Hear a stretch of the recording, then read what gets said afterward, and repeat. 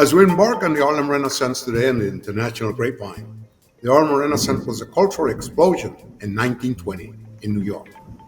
African Americans fleeing the South found a new opportunities and freedom of expression in the North, sparking creative revolution, literature, music, and art. The movement explored Black identity, racial experience, and cultural pride. Writers like Langston Hughes incorporated jazz rhythms and blues them into their work, creating a unique literalist style that celebrated African American heritage and challenges. Today on International Grapevine, you're going to have the opportunity to understand this beautiful program about the Harlem Renaissance and the beautiful things that take place in Harlem, and also working with our different brothers and sisters all over the New York tri-state area.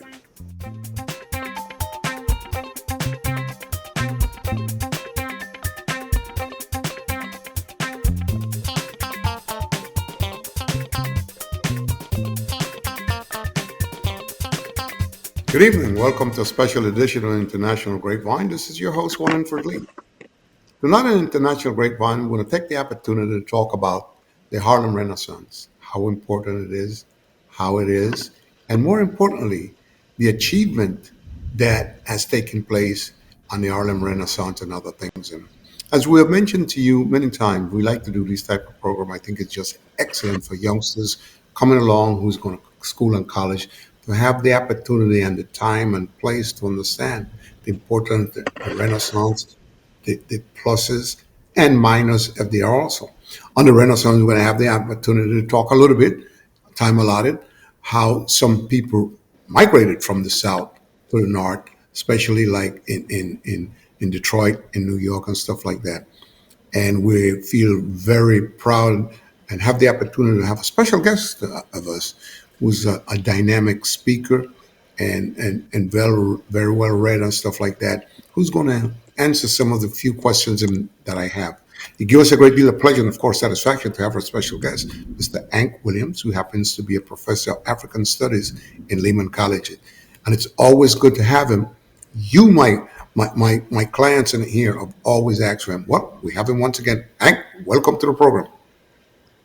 As usual, my brother, appreciate the invite and always a blessing to be with you. Thank you. Same here. Same here. Well, we want to talk a little bit about the Renaissance. Let's talk a little bit for those who might be watching the program who might know. I think a lot of people in Harlem and certain neighborhood of Brooklyn and Queens will know it. But we also give a little education to those who haven't had the opportunity to know the importance of it. What was the Harlem Renaissance like and the meaning of it to a certain extent? Harlem Renaissance had a had a very wide-ranging and profound influence, and we can look at it as a combination of a political, aesthetic, and artistic movement. And you're talking about the very late 19 teens to we could say World War II is kind of a hard cutoff, but really the most energy and the most production you get is really in the 1920s. So that's, in terms of at least an intro and a very broad overview, and to get a little bit of a sense of time and place and all that sort of thing. Those are some of the parameters. And the other asterisk that I'll add right now, and I always say when we're talking about artistic and political movements, is the vast majority of them are basically back mapped onto what we know later on, by researchers, academics, people like me, general folks. So it's not like when they're going through the European Renaissance, they say, oh, this is the Renaissance. They know there are technical improvements in terms of what they can do with the depiction of light and dark in art and all that sort of thing. But they're not necessarily fully aware of it as a fully formed movement until much later on. And you can say that a little bit about the Harlem Renaissance and the Black Arts and Black Power movements of the 1960s and 70s. Where I would say that there's a difference is there's a little bit more intent in terms of the Harlem Renaissance And certainly when you're talking about black arts and black power, where they actually named the movement at that particular time period, which is something we should talk about in a later show.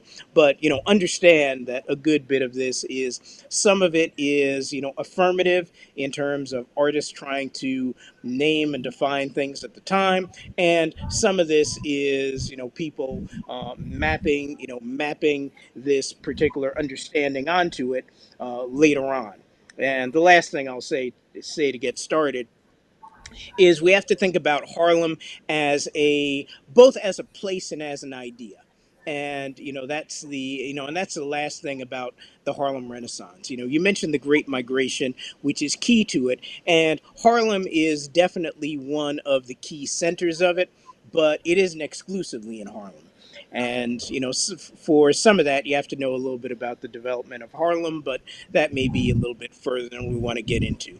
But I just want to put some of those things out there for to begin the discussion.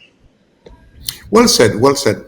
Some of my research tells me a lot about 1920s and mid 30s, the awakening of the Renaissance and stuff like that. And as looking at research, I can include things about who were some of the key figures in the Harlem Renaissance. I can think about notable figures as Langston Hughes, Hmm. Zora Neale Hurston, Claude McKay, musicians such as Louis Armstrong and Duke Ellington, and intellectual like W.E.B. Du Bois, which is one of the guys that we talked about in the past. Obviously, the Renaissance has such a great impact as you talk to certain teachers and professors like yourself. I mean, your eyes open up so much with what comes aboard. So again, it's around what most people kind of centralize it more in Harlem than anything else. Hmm. But the music, the education, and all these things have just kind of spread all over. And our black community got richer in terms of Hmm. education, music, art, and stuff like that. We are very, very proud situation. How do you compare it? I mean, you're a young man, so you weren't around in the 20s, 30s, but how do you No. compare it when you think about it that time and we come right back into the 60s and some of the 70s?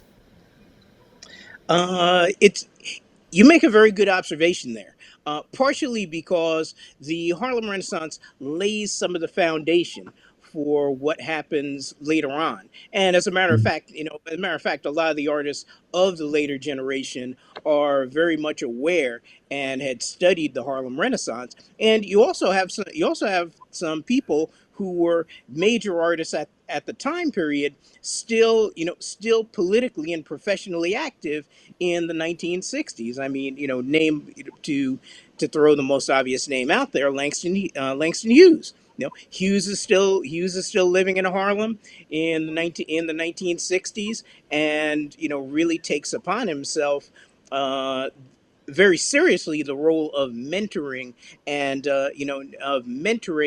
bringing into the forefront emerging black artists, particularly writers, who he sees some promise in.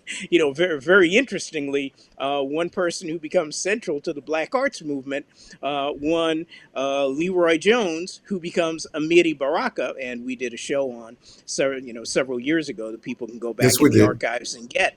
And interestingly, Hughes writes, and this is in a very early anthology he does, that Baraka will be an extremely important voice, and I'm summarizing this. Basically, if he can actually find his voice as a black writer, which in hindsight and knowing the trajectory of then Leroy Jones, later Baraka's career, is really kind of funny when you read it. But the point is that some of these people are quite a few of these people, especially some of the visual artists, are still around. Jacob Lawrence is still professionally active. Romare Bearden really comes to fore a little bit after the Harlem Renaissance, but Bearden is still around. Aaron Douglas is still around, et cetera, et cetera, et cetera. We could go through quite a few. W.E.B. Du Bois, makes his sunset in 1963. At that point, he's actually left the United States. But so the point is, there's continuum with the two. Possibly the most important person Well, I don't like putting value judgment on things, but one of the very important people is Paul Robeson, who literally takes it upon himself to mentor and politically, and also kind of politically orient and train, really an entire generation of artists. And it's the type of thing where, you can't you can't go around Robeson. You can say, if Robeson gives you, if you're up and coming artist and Robeson gives you a call, you can say, well, listen, these white folks are paying me good money to kind of shuffle and shine or whatever, and and that's it. But you can't ignore Robeson, if he, if he approaches you, because he's just that important and dynamic and influence. But artists of the later time period are aware of that. They're aware of the tradition. In a lot of ways, they decide slightly different ways of how they're going to articulate what they're doing. But the vast majority of them realize the tradition that they're coming from. They also learn some lessons, because one of the things that becomes fairly crippling to the Harlem Renaissance is that many of the artists are essentially bankrolled by white philanthropy. Now we would call it foundation money and grants and that sort of thing. But at that time it's really largely like personal philanthropy. Basically people who are wealthy and want to support the arts and have this fascination, both positive and negative thing, with black artistic production, which is a double-edged sword. But one of the problems is when the Great Depression hits, and all of a sudden there's this financial panic. Well, one of the things that traditionally happens and happens then is arts programs get cut. And basically, a lot of the artists aren't, when the funding is kind of pulled out from under them, a lot of the artists aren't able to escape it, or at least they aren't able to do artistic production at the same level that they are. A lot of them end up having to take regular jobs, and some are able to do a little bit of art part time. Others just walk away from it completely and go into teaching or other areas, that kind of thing. But in the black arts movement of the 1960s, they are very much aware of that. So, one of the very key things, and one of the key points of debate later on, is the whole question of outside money. And, one of the key things that a lot of the major artists of the later time period decide are two things. Number one is we need to create our own independent institutions that are controlled and run by black people. What that looks like, Yes. we can have a whole lot of debate about, and there is a lot of debate about. And two, we need to try to do this with black funding and money from black folk, whatever that means, and whatever kind of limits that puts on us. And even that isn't 100% new, because that's essentially what Marcus Garvey and the UNIA, that's the role they take back in the 1920s as well. Ironic that we speak about those things and with what they went through, and rightfully so. It's very educational, and also the impact that they went through at that time are trying to grow and trying to get the attention necessary. At the beginning of the conversation, you mentioned a show that we did with this beautiful brother. That most of the time, I think he was down in the village area and stuff like that. Matter of fact, he Hmm. was one of the first guys in the village that was discovered, had the power and what have. Amon Baraka, powerful man who tells it like it is and will bring it to you without hesitation. You talk about Du Bois, who's another powerful man, Hmm. and stuff like that. And we can imagine at that time, go back into the sixties and stuff like that, what they went through to get to where they are. What were the doors that they had to Hmm. knock down? What was the possibilities? And we talk about funding. How did they get funding in some cases? Were they able to get funding, or their frustration and not getting enough funding to put things together? They just walk away. Some of them became teachers, some of them became professors, and some of them went into different direction. Were either one of those powerful guys were able to recover and came through, or they had to wait till they got into late 60s or 70s to be recognized monetary wise?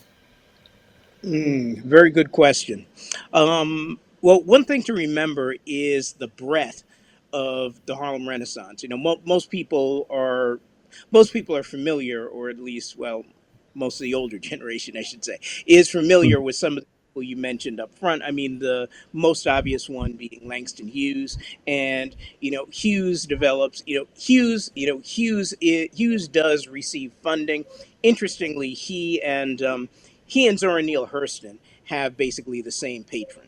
A woman named Charlotte Mason Osgood, and there's some particularly, and there's some interesting stuff kind of going on with that. There's a little bit of gendered politics going on as well. She's a good bit more controlling over Hurston than she is over Hughes, and so that's something that kind of has to be looked at and unpacked. But Hughes develops a solid career as a writer, so he's able to actually continue and flourish and basically earn his living and a good living through writing till he dies.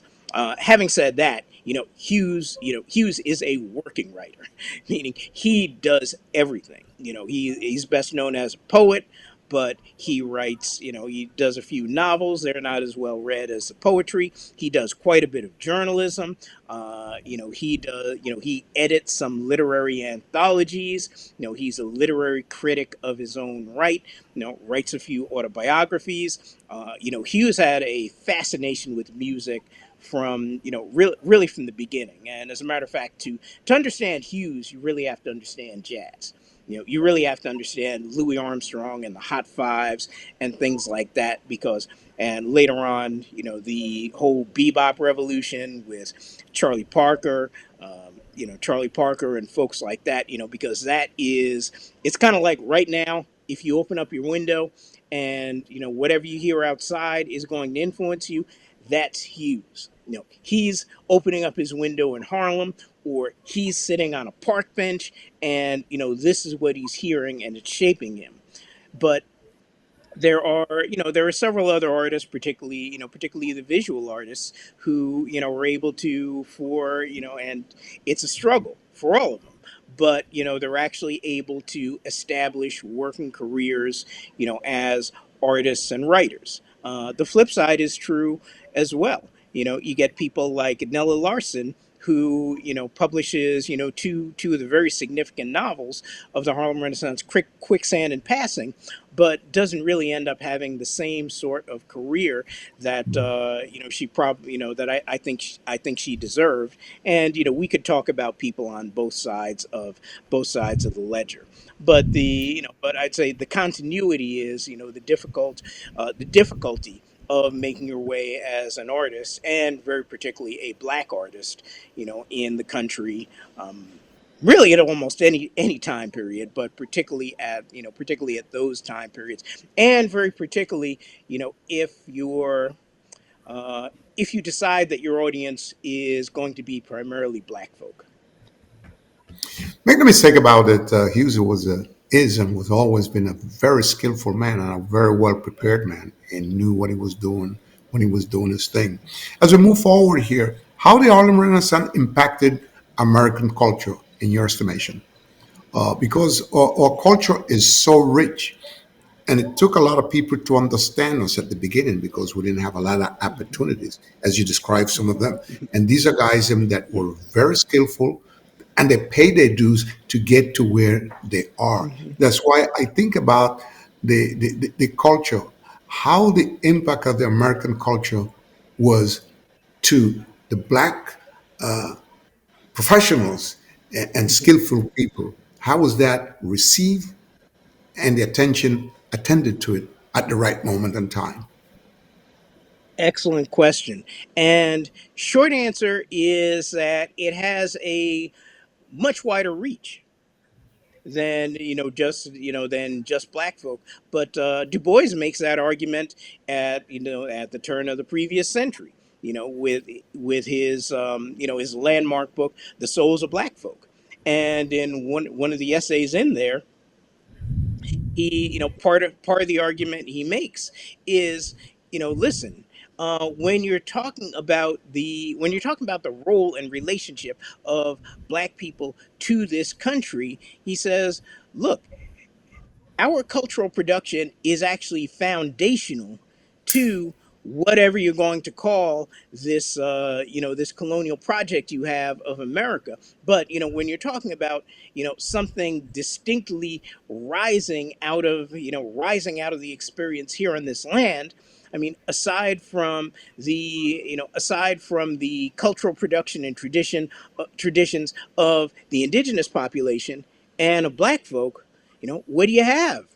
And because Du Bois frames it as what he calls the sorrow songs, really talking about field hollers, really talking about the tradition of so-called Negro spirituals, that sort of thing, that evolve into the blues, gospel, jazz, all that sort of thing.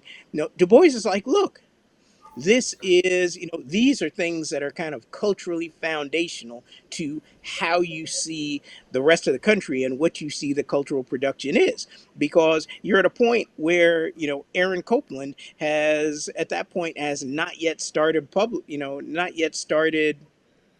not yet gotten really active in terms of trying to create a true American tradition of European classical music, same sort of thing. So so very much it is mapping what they've done in Europe, and other artists are trying to actually develop a voice. And what Du Bois's argument is that, look, if you go back and reach into this rich cultural production of African people, which of course we're bringing some of this from the continent with us, that's going to be foundational.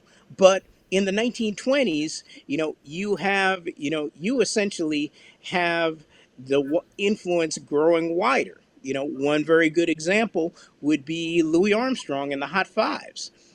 Armstrong develops into a major superstar.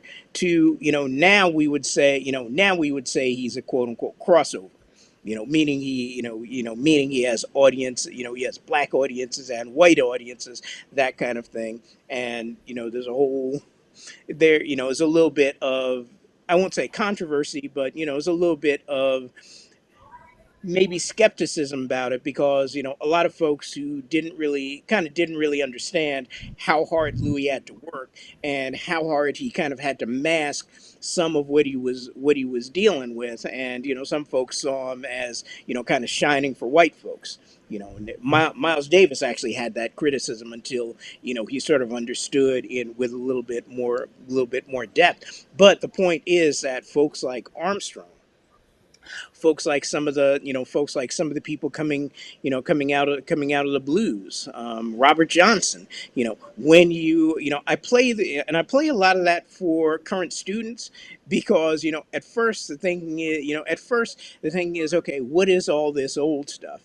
And then you kind of look at it, and you can look at a lot of that, and you can see literally the template for pop music, and that even has some of the imprints of it today, in terms of simply just in terms of the formula of what works, what's going to hit, what's going to reach a very wide audience. You can very much see the roots of that in some of the people of that time period.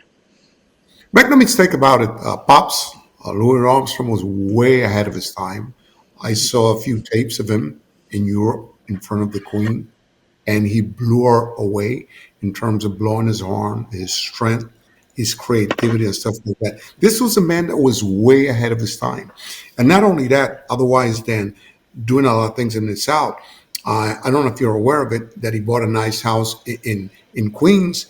And when he was playing, the college kids, them going to college and school, stopped in front of his house just to listen to him.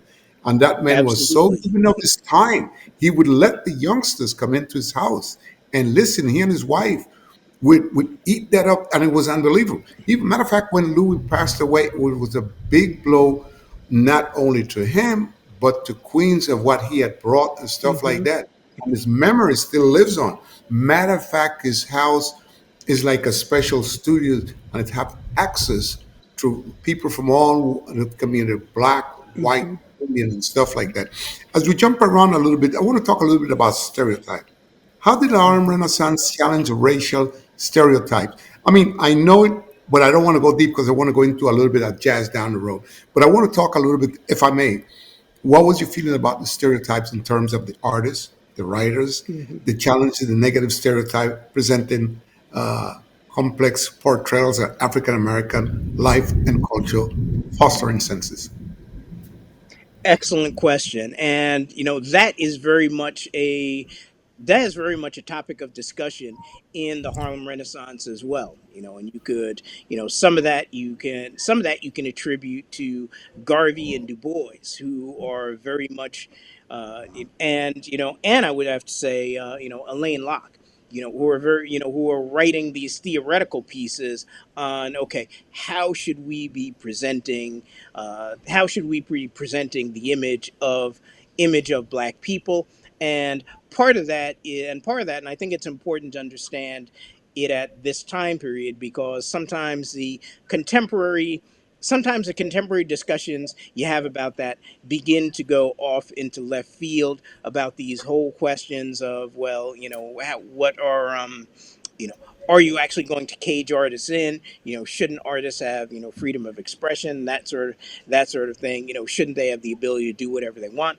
And that's going on, the whole quote unquote art for art's sake, argument. And that's going on a little bit at that time too. But, there is very much a thinking that, on in terms of the artists, that part of what they should be doing is creating things that are groundbreaking artistically, but also they tend to have a strong sense of, how am I portraying what black people look like, which is kind of a tough thing, because obviously you have to balance that, if you're a creative artist, with, what your artistic impulses are, and ultimately you have to create good art. You can create stuff that has the best political message you want, but if it doesn't work as art, then to a certain extent it's not going to work, and it's not going to hit people. So they're thinking about all of that. But at the same time, you have the NAACP holding parades, and, putting a, flag out their window saying, a black man was lynched yesterday. So, you can't ignore that. You can't ignore that stuff. So, you have people like, Oscar Michaud, the, very, very, very, very, very important and foundational filmmaker, who is, very consciously making these films that are casting black people in the ways that are familiar to him. And, he does one very important film that's basically a direct answer to the racist screed Birth of a Nation. And, Michaud answers that, in film. In terms of the literary thing, you have Langston Hughes, who publishes a brilliant essay, very, very heavily anthologized, and people can find it online, titled "The Negro Artist and the Racial Mountain." And, Hughes basically argues that, one, black writers have a responsibility to transmit, who we actually are, very accurately, very much in getting in touch with their community, but also not actually also be totally unafraid to assert themselves as black writers, and also steep themselves in black culture, as opposed to run away from it. Because then, like now, there's good money in there's very good money in writing what the white folks want you to write, whether or not whether or not your characters actually look like, your aunts and uncles, grandma, grandmother, people you see in your building. They don't care, because part of it is a consumption type thing. And, Hughes is basically pushing people to resist that, and actually dig into the richness of culture, And he's arguing that that'll actually make you a better writer, partially because you're talking about stuff that you intrinsically know, and if you think about it, you can actually use that to to reach out to other people. And we there are various good examples in terms of the visual arts. Aaron Douglas being probably being one of the better ones. Augusta Savage, definitely having, she's a very good example of, unfortunately, an artist who, has doesn't really have the type of career she should have, but creates some, very beautiful and very powerful pieces. Probably best known for a work that doesn't exist anymore, "Lift Every Voice and Sing," that is actually shown at the 1939 World's Fair, and it's fairly tragic, because it gets basically it gets demolished. She can't make it out of the more durable materials that might have allowed it to last, because she doesn't have enough money to do that. And after the World's Fair is done, they basically tell her, look, you got to come, you got to come and get this thing, get it out of here, because we're breaking everything down. And tragically, nobody, no museum or anything wants to buy it, and she doesn't have a place to store it. But Wow. it's folks have probably seen it, but you can go and find it on Google. But it's basically the image of a hand, and Mhm. there's a black chorus kind of rising, kind of rising out of it. And what she's doing is she's fusing a lot of things together in terms of both the black folk and black artistic tradition, and and showing that visually. But at any rate, there are, we could talk about several others along, all various areas. But the point is that artists and the intellectual and political people of that time period are wrestling with this idea of what does it actually mean to project ourselves, as we actually are, and less as the caricature of what this country and what other people say we are. Interesting. We did cover a great part of the literature, which is extremely important. And I swear, with everything that you mentioned, I pray that the youngsters had the opportunity in this part of the show that we just talked about. I mean, it's powerful. All these beautiful brothers who came along strong and did not back up. I was not afraid to say who they are and where they're going and what they mean in terms of literature. Because of time, I want to go into a little bit of a black community, the ladies. We must Mhm. talk a little bit about the ladies. How, what was the role of women in the Harlem Renaissance, as far as you're concerned? Same as it is in just about every other, artistic and political movement. There are several of them who are very active, very active, very central. And as I've said, it varies in terms of who has an artistic career later and who doesn't. Some of the but they are but some of them are dealing with sexism, and some of that from the wider society.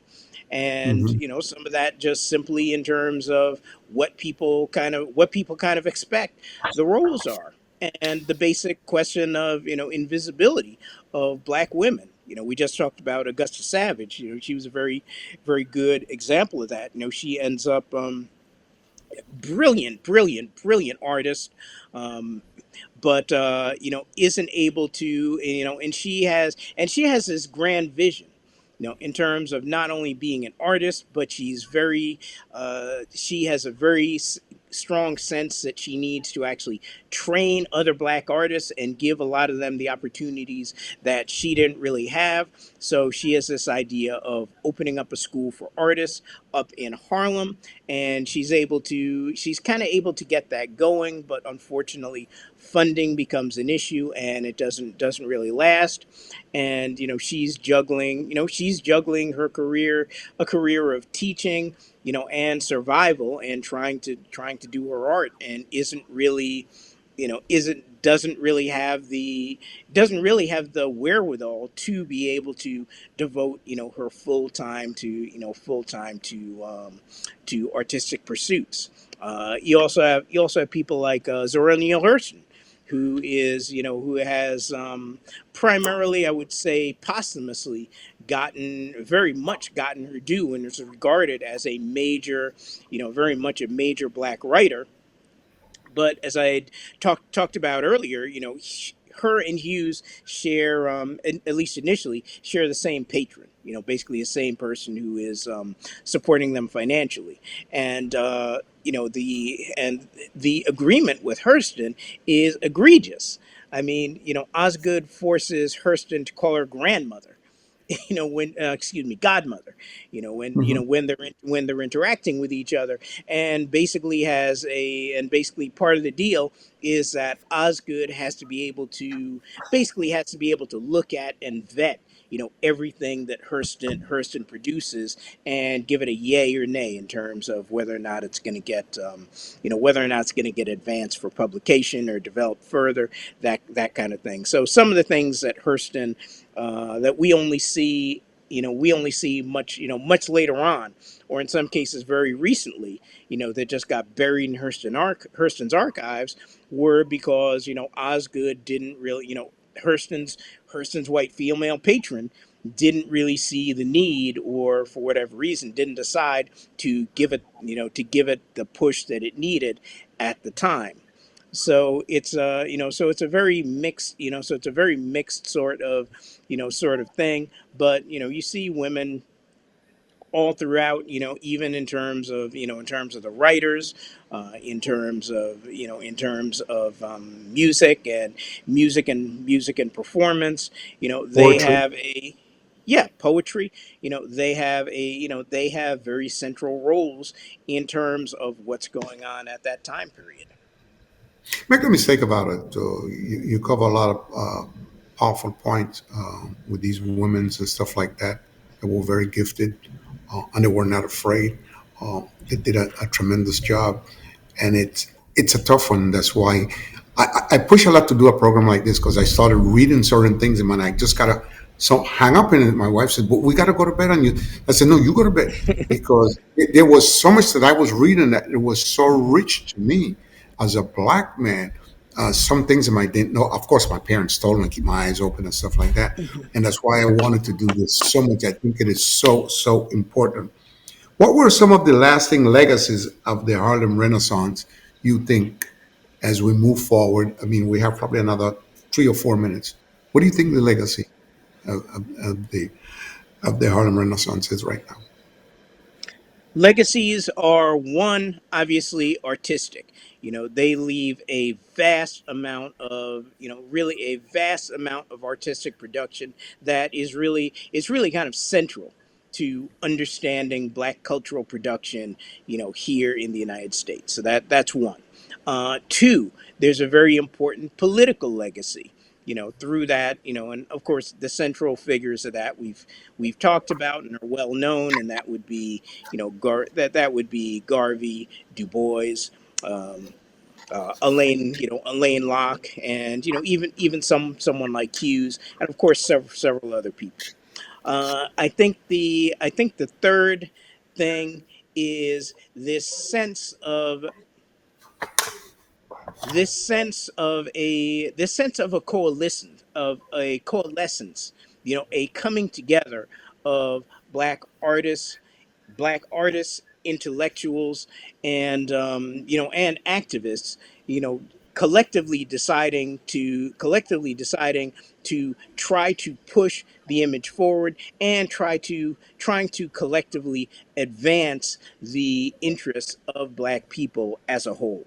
And that's important, and something that you see replicated in the black arts movement.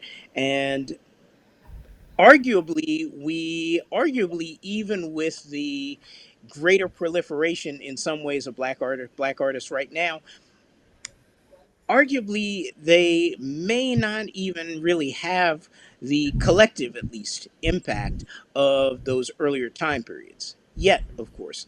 And lastly, lastly, I think you could point to a few institutions that come out of it.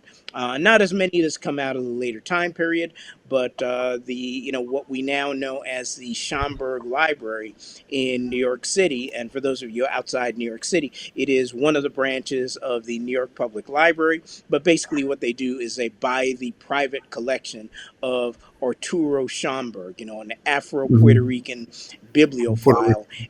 bibliophile and collector, and that becomes the basis of what is now literally one of the largest and best equipped research centers in this country. So I think those are a few things in terms of legacy to start with. I agree with you. I'll close out by with a kind of difficult question that I have for you, but I'm kind of sure that you know the answer. Who was one of the greatest leaders from the Harlem Renaissance that wrote a popular book by the name "Your Eyes Were Watching God"? That would be Zora Neale Hurston. We just talked Very about her. good. Very solid, my brother. Very, very solid. Amazing, amazing. No matter what, and what do we want to, because you cover so many important areas of the Renaissance that I think down the road we have to do a part two because you were as solid as a rock. The information and answers and response that you gave to the questions, them, you didn't hesitate. You knew it from here and from here, and that means a lot to me, and it means a lot to the young black community, and not only the black community, those white people who are progressive and beginning to know who we are and are reading a little bit about us. I would like to have the opportunity for us to do a part two down the road with your Let's do it. permission. Okay, no question about it.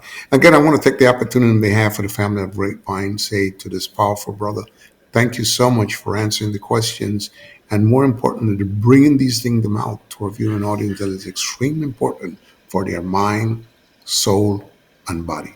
No question about that. And I thank you. Thank you. And again, this is Warren for Lee saying good night for the International Grapevine, and I hope that you guys had the opportunity to watch this program.